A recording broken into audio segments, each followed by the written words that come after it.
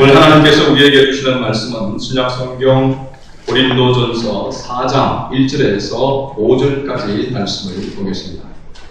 신약성경 267조 신약성경 267조 고린도전서 4장 1절에서 5절까지 말씀입니다. 찾았으면 우리 한번 소리로 함께 합독하도록 하겠습니다. 사람이 마땅히 우리를 그리스도의 일꾼이요 하나님의 비밀을 맡은 자로 여길지어다. 그리고 맡은 자들에게 구할 것은 충성이니라. 너희에게나 다른 사람에게나 판단받는 것이 내게는 매우 작은 일이라. 나도 나를 판단하지 아니하노니 내가 자책할 아무것도 깨닫지 못하나 이로 말미암아 의롭다함을 얻지 못하노라. 다만 나를 심판하시기는 주시니라. 그러므로 때가 이르기 전 곧 주께서 오시기까지 아무것도 판단하지 말라. 그가 어둠에 감추인 것들을 드러내고 마음의 뜻을 나타내시리니 그때에 각 사람에게 하나님으로부터 칭찬이 있으리라. 아멘. 할렐루야. 요사람 목사 나오겠습니다. 잘 오셨습니다. 네, 요사람 보고 당신을 보니 힘이 납니다. 할렐루야. 오늘 12월 마지막 주일입니다. 2014년 52번째 오늘 주일 마지막 주일입니다. 이 마지막 주일을 하나님 앞에 예배드리는 저와 여러분에게 하나님의 놀라운 은혜가 있기를 주의 이름으로 다시 한번 축복합니다. 네. 오늘도 이 자리에 나오고 싶으나 여러 가지 또 바쁜 문제로 또 여러 가지 일들로 인해서 참석하지 못하는 성도들이 있습니다. 마지막 주일을 함께 했으면 하는 그런 바람이 있지만 하나님께서 이끌지 아니하시면 주 앞에 나올 자가 없다고 했습니다. 아멘. 그래서 우리가 이 자리에 앉아 있는 것이 내 의지로 사실 나올 것 같지만 하나님의 인도하심과 이끄심이 있는 줄로 믿습니다. 그래서 오늘 이 예배를 통하여서 또 말씀을 통해서 하나님의 큰 위로와 은혜를 받는 복된 시간 될 수 있기를 주의 이름으로 축복합니다. 오늘 말씀 우리가 읽었던 말씀 가운데 특별히 4절 말씀 끝부분에 가서 보게 되어지면 다만 나를 심판하실 이는 주시니라 라고 이렇게 말씀하고 있습니다. 이 심판한다라고 하는 것은 어떻게 보면은 결산하는 마지막 결산을 하는 그러한 것이라고 이렇게 볼 수가 있습니다. 우리는 하나님 앞에 설 때에 하나님을 믿는 자녀는 의의 심판을 받는 줄로 믿습니다.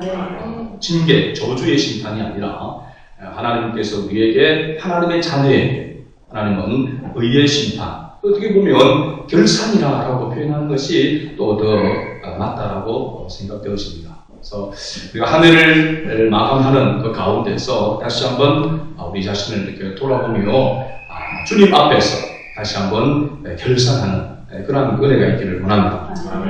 끝이 좋으면 만사가 좋다라고 하는 말이 있습니다. 끝이 좋으면 만사가 좋다. 이 보니까 윌리엄 셰익스피어가 한 말입니다.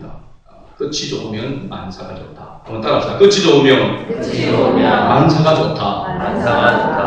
사실은 하나님은 끝, 마지막도 중요하지만 시작도 중요하고 과정도 더 중요하게 여기시는 줄로 믿습니다. 그런데 우리가 인생을 살아보면 처음은 좋게 시작했지만 마지막에 가서 결산이 되볼 때에 좋지 못한 그러한 부분들이 얼마나 많습니다. 그래서 시작도 좋고 과정도 좋고 끝도 좋은 그런 삶이 복된 삶인 줄로 믿습니다. 전에 보니까 우리나라 대통령에 대한 결산이 이렇게 기사로 나온 적이 몇 개 있습니다. 불행하게도 우리나라 역대 대통령들은 모두 임기의 끝이 좋지를 않았습니다. 국민적 영웅으로 초대 대통령으로 지냈던 이승만 대통령도 보면은 많은 좋은 일들을 많이 하고 했지만은 끝이 좋지 못해서 그렇게 하야를 했습니다. 결국은 미국으로 망명을 이렇게 가야 했죠. 박정희 대통령도 마찬가지입니다. 자기 유경수 여사가 저격을 이렇게 당하게 되어지고 본인도 자기 부하에 의해서 저격을 당해서 죽게 되어지는 어떻게 보면은 비참한 그러한 말로로 끝난 것을 보게 되십니다. 전두환 대통령도 임기 끝나고 백당소로 갔다가 결국은 교도소를 이렇게 가게 됐죠. 감옥살이를 했습니다. 노태우 대통령도 비자금 사건으로 인해서 감옥 신세를 져야 했고, 김영삼 대통령부터는 본인이 들어가지는 않았지만 그 아들들이 또 들어갔습니다. 그렇죠? 김현철 씨, 차남인 김현철 씨가 들어가고, 김대중 대통령 때도 역시 마찬가지로 두 아들들이 각종 비리에 연루되어 있어 이건 청탁에 연루되어서 수감되어지는 그러한 모습이 있었습니다.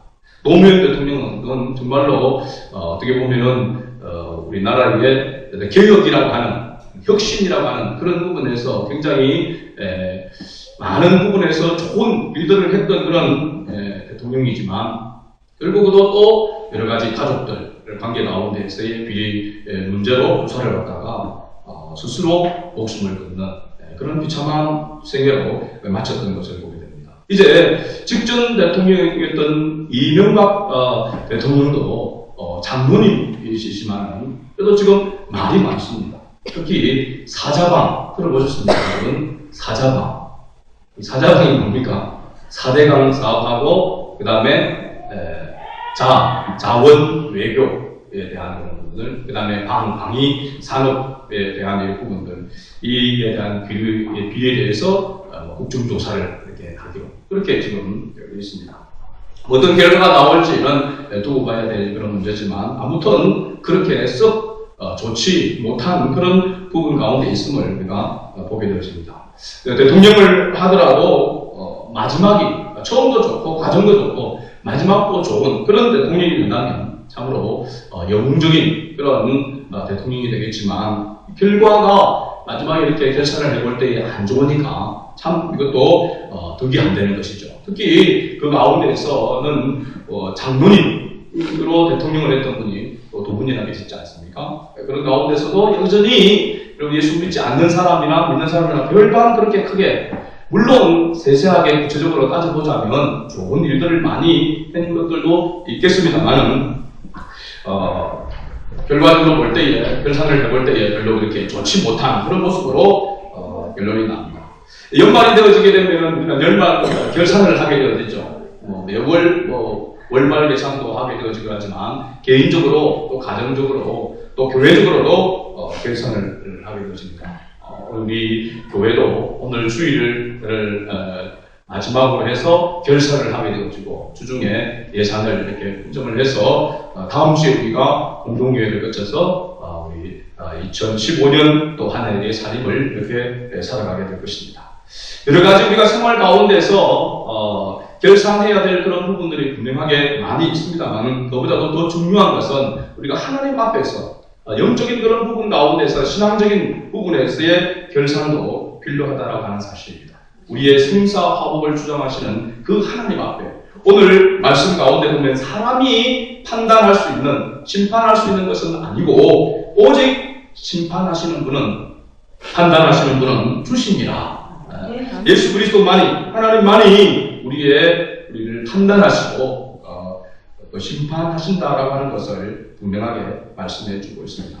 오늘 본문을 통해서 사도 바울은 고린도 교회를 권면하면서 하나님께서 세운 일꾼, 그리스도의 일꾼, 하나님께서 세운 그 일꾼들에게 하나님께서 요구하시는 것이 무엇이며, 또 그렇게 하나님께서 세운 일꾼들을 통해서 하나님께서 주시고자 하는 것이 무엇인지를 말씀해 주고 있습니다. 그래서 저는 크게 두 가지로 하나님의 일꾼에게 하나님께서 주시는 것, 요구하시는 것과 주시는 것, 그 두 가지를 살펴볼 텐데, 먼저 하나님은 맡은 자에게 충성을 요구하심을 오늘 말씀을 통해서 볼 수가 있습니다.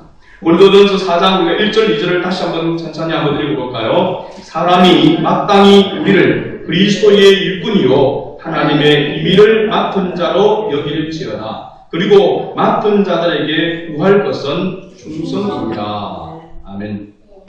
여기 보면 그리스도의 일꾼으로 먼저 충성해야 한다라고 이렇게 말씀하고 있습니다. 일꾼이라고 할 때 이 일꾼은요, 페페레타스라고 하는 헬라어인데요. 이 말은 뭘 이야기하냐면 노예에 가까운 신분을 이야기합니다. 노예 중에도 이렇게 급이 있는 모양입니다. 그 가운데서 가장 천하고 그때 생사발탈권을 완전히 주인에 의해서 내놓아야 되는 그 가운데 일상적인 노예들도 그런 부분이 있지만은 특히 이제 군에 전쟁하는 가운데서의 노예로 간 사람 가운데서 가장 힘들고 천한 노예가 여러분 배너 영화를 보게 되어지면은 그 전함 맨 밑에서 노를 젓는 사람들 있잖아요.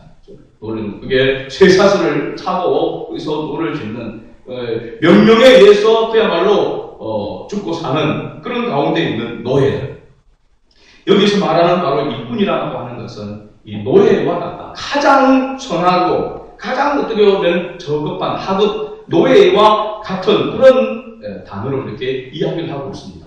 그런데 실제로 보면 오늘 보는 말씀에 일꾼이라고 또 노예라고 이야기하면서 또 다른 말로는 하나님의 비밀을 맡은 자라고도 이야기합니다. 이 맡은 자라고 하는 것은 사역자들이라고 이야기를 하게 되어지고 또 수종자라고도 이렇게 이야기를 합니다.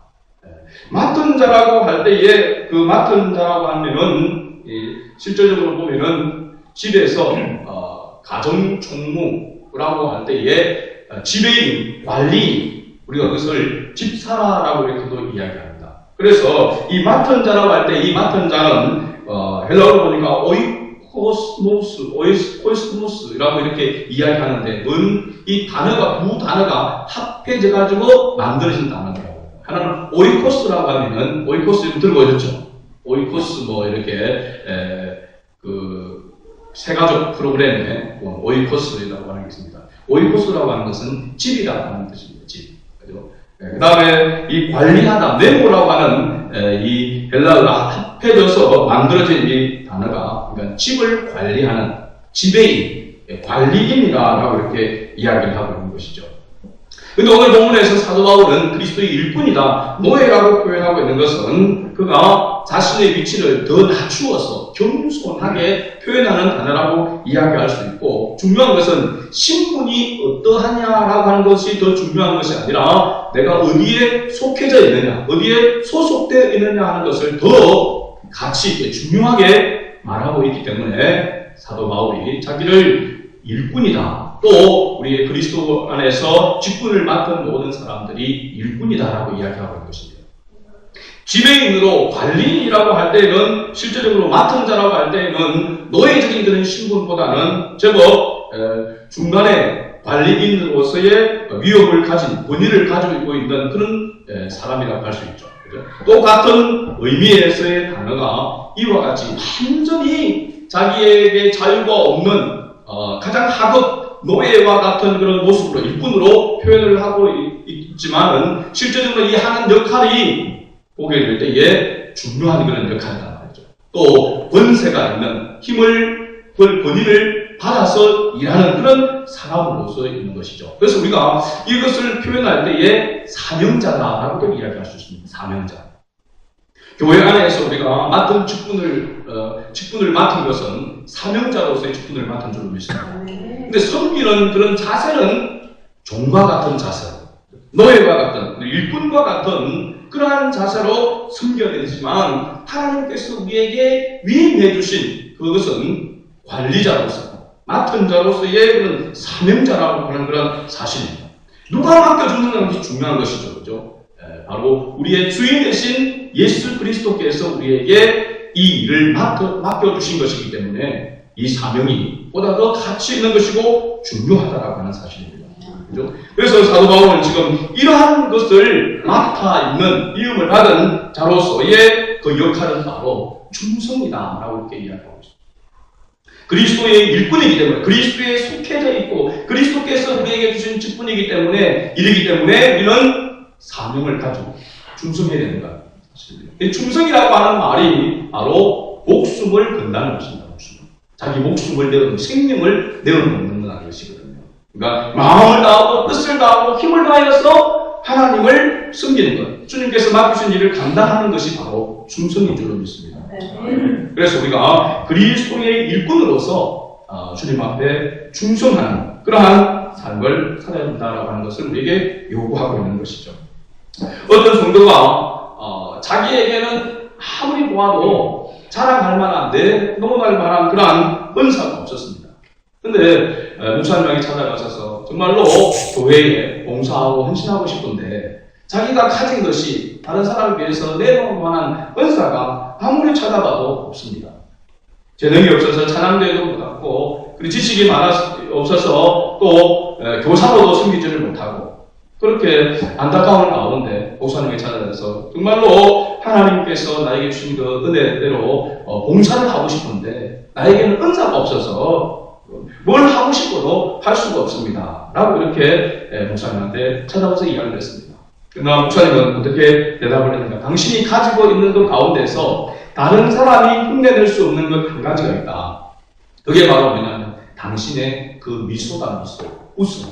당신의 그 웃음은 그야말로 100만 불짜리다. 그러니까 이 웃음을 당신은 당신에게 하나님이 주신 은사라고 나는 생각한다. 그래서 다음 주일부터 교회 입구에서 오는 성도들을 웃음으로 이렇게 맞이하면 그것이 참 좋을 것 같다. 그래서 이 사람은 매주마다 교회 입구에 서서 오는 사람들 맞이했는데 특별히 목사님께서 새로 오는 분들, 처음 나오는 분들에게 웃으면서 악수해주고 맞이해주면 좋겠다라고 했는데 실제적으로 이 사람을 통해서 많은 사람들이 감동을 받고 교회 들어오자마자 활짝 그렇게 웃는 그 스마일, 그 웃음에 사람들이 굉장히 마음을 열게 되었다라고 이야기하고 특별히 어떤 사람은 파산 지경에 이르러서 정말 절망하고 있는 그 가운데 있었는데 이 사람이 따뜻하게 악수하면서 웃어주면서 맞이해주는 그것으로 인해서 다시 큰 용기를 얻게 되었던 그런 감정도 있었습니다.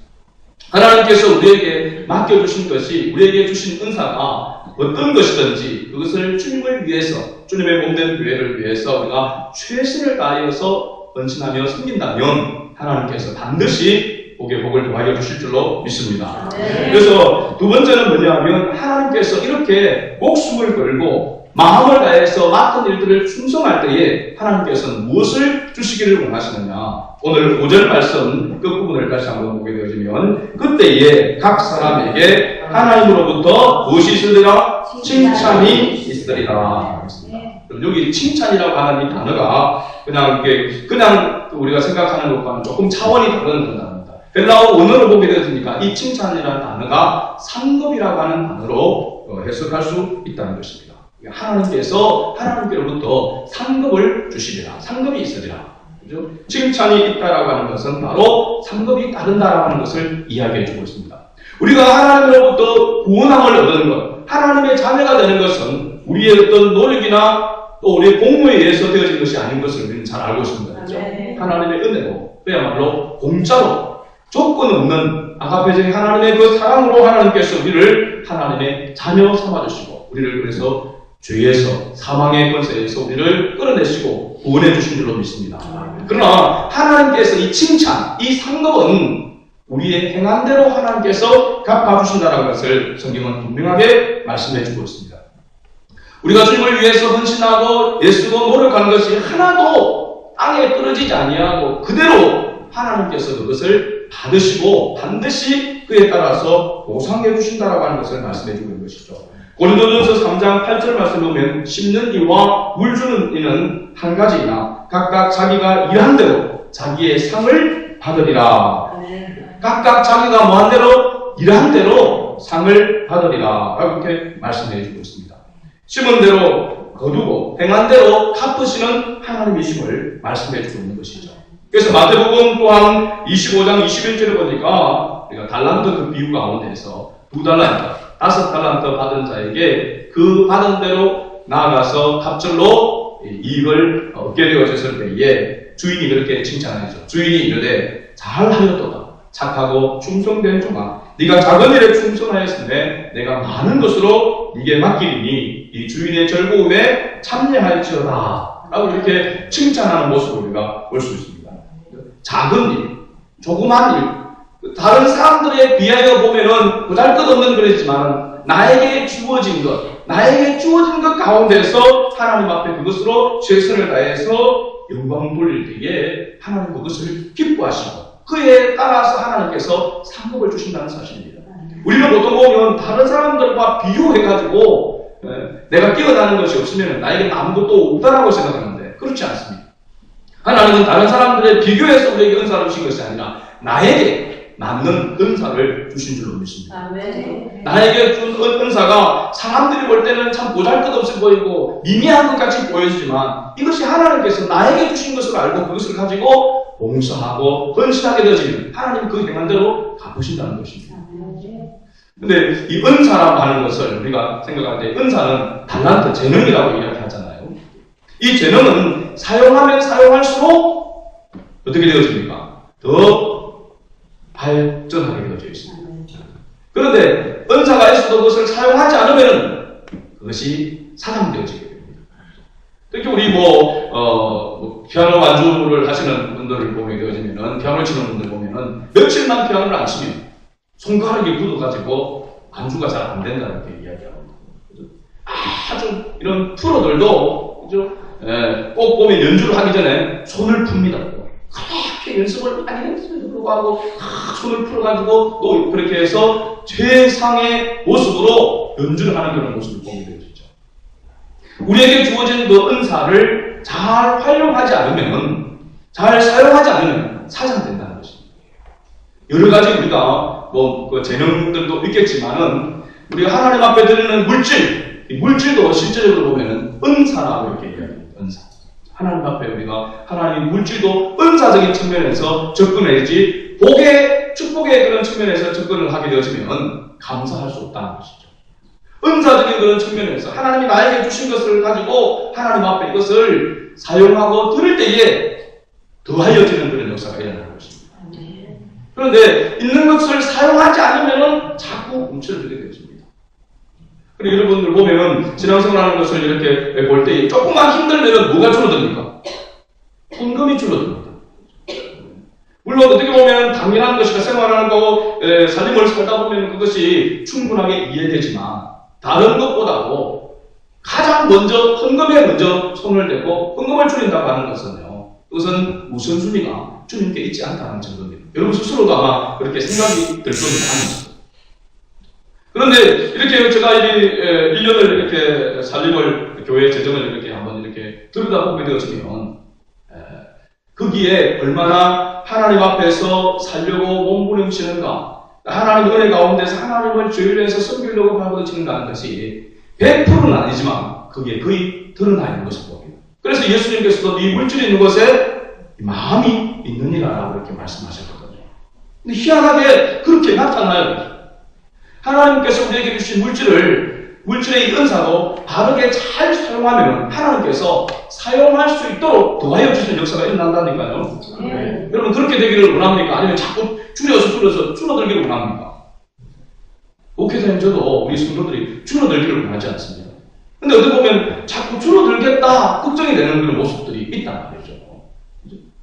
하나님께서 우리에게 주신 것 물질 부분이니까 어떻게 보면 좀 우리가 무겁게 생각할 수 있는데 모든 헌신하고 봉사하는 그 모든 일들 가운데서 이것을 마음을 다해서 최선을 다해서 하나님이 주신 줄 알고 하나님을 위해서 사용되어지게 되면 하나님께서 반드시 더하여 주시는 역사를 나타내 주신다니까요. 그것을 경험할 때에 우리가 또 하나님 앞에 헌신하고 봉사할 수 있는 것이지 아무런 증거가 없고 생활 가운데 우리에게 주신 은사대로 하나님 앞에 봉사하고 헌신했는데 아무런 증거가 없으면 우리가 어떻게 계속해서 지속적으로 하나님을 섬길 수가 있는 말이죠. 그런 믿음이 우리에게 있습니까? 없습니다. 하나님께서 우리에게 증거를 더하여 주심으로 믿음이 자라가게 되고 믿음으로 하나님을 기쁘시게 할 수 있는 것이지 믿음이 없이 하나님을 기쁘시게 할 수가 없는 것입니다. 그래서 하나님은 우리에게 계속해서 증거를 주시기 바랍니다. 이 행한 대로, 네가 수고한 대로, 네가 노력한 대로 내가 갚아줄 것이다. 그래서 요한계시록 22장 12절에 보면 보라, 내가 속히 오래니 내가 줄 상이 내게 있어 각 사람에게 그가 행한 대로 갚아주리라. 우리에게 반드시 하나님께서 그 일하는 대로 칭찬과 보상의 복을 하나님께서 주시겠다고 약속하고 있는 것을 보게 되어집니다. 그래서 맡은 자들에게 요구하는 것은 그래서 부지런함이 충성인 줄로 믿습니다. 열심히 최선을 다해서 섬기게 될 때에 하나님의 놀라운 역사가 나타나게 되는 것이죠. 저번에도 한번 이 예화를 들은 적이 있습니다. 어떻게 보면 연말이 되어져 가면은 꼭 다시 생각이 나는 그런 예화인데요. 여러분 새 가운데서 야맹조라고 히말리아 산속에 사는 야맹조라고 여러분 들어보셨죠? 그죠? 이 야맹조가 꼭 밤만 되어지면은 우는 그 소리가 있습니다. 근데 그 우는 소리가 사람들이 들을 때에 어떤 소리로 이렇게 들리게 되냐면 내일이면 집을 지으리, 내일이면 집을 지으리 라고 하는 그 소리로 이렇게 운다고 이야기합니다. 근데 뭐 제가 그렇게 우는지 잘 모르지만 이 야맹조가 하는 행실이 그와 같은 모습입니다. 밤 되면은 이렇게 슬피 울다가 이게 저게 둥지에 찾아가서 자려고 하다가 다 쫓겨나니까 그래서 혼자서 그덕거리면서 밤새 운다는 것입니다. 내일이면 집을 지으리, 내 집을 지으리 이렇게 이야기하는데 또 낮만 되면 아침만 되어지면 언제 그랬다는 듯이 또 잊어버리는 것이죠. 그러다가 밤 되면 이제 추우니까 또 남의 둥지를 여기저기 기웃거리다가 결국은 쫓겨나서 그러면서 내일이면 집을 지으리, 내일이면 집을 지으리 라고 이렇게 운다는 것입니다. 남의 일 같지 않은 이야기입니다. 사실은. 그죠? 우리가 내일부터 열심히 기도해야 되겠다. 내일부터 우리 열심히 전도해야 되겠다. 어떻게 보면 늘 하는 입에 있는 발열 이야기가 내일부터입니다. 그죠? 내일부터 성경도 열심히 읽고, 내일부터는 열심히 충성해야지. 또 내년부터는 열심히 해야지. 그렇게 이야기합니다. 우리가 생활 속에서 내일부터라고 이야기하는 가운데 우리 딱 하나 생각나는 게 뭐가 있습니까? 내일부터 다이어트 해야지. 내일부터. 다이어트는 내일부터. 늘 그렇게 이야기합니다. 그러다가 못하는 것이죠. 바로 이 야맹조와 같이 내일부터, 내일이면 집을 지으리 라고 늘 후회하는, 탄식하는 이러한 삶, 이것은 바로 어리석은 자의 삶인 줄로 믿습니다. 잘못되는 것을 고치고 하나님 앞에서 우리가 바르게 올바르게 헌신하며 충성하며 나아갈 때에 하나님께서 우리에게 은혜 위에 은혜를 더하시고 복에 복을 더하시는 그런 은총을 맛보게 될 줄로 믿습니다. 아멘. 이제 한 3일 지나면 우리 앞에 2015년이라는 새해가 다가오게 될 것입니다. 그때 가서 우리가 새롭게 시작하며 나아갈 때에 처음 시작과 과정과 결과가 특별히 아름답고 좋은 하나님이 보시기에 정말로 내가 올 한 해 동안 주님께서 나에게 주어진 것을 직분대로 또 하나님께서 나에게 주신 은사대로 이렇게 봉사하고 헌신했더니 하나님께서 이러이러한 은혜, 증거들을 하나님께 주셨다. 그러므로 지난해보다도 내가 올해가 더 믿음이 성숙해졌음을 나 자신도 느끼게 되어지고 사람들도 믿음이 많이 자랐다라고 칭찬해 줄 수 있는 그런 신앙. 이것이 하나님을 기쁘시게 하는 우리의 모습인 줄로 믿습니다. 2014년을 보내면서 다시 한번 우리 자신의 모습을 돌아보면서 우리는 하나님 앞에서 정말로 착하고 충성된 종아, 잘하였도다 착하고 충성된 종아, 네가 적은 일에 충성하였으므로 네게 많은 것을 맡기니 네 주인의 즐거움에 참여할지어다라고 하는 이러한 칭찬을 들을 수 있는 이승환의 가족들이 될 수 있기를 주의 이름으로 축복합니다. 아멘. 참 좋으신 아버지 하나님, 은혜와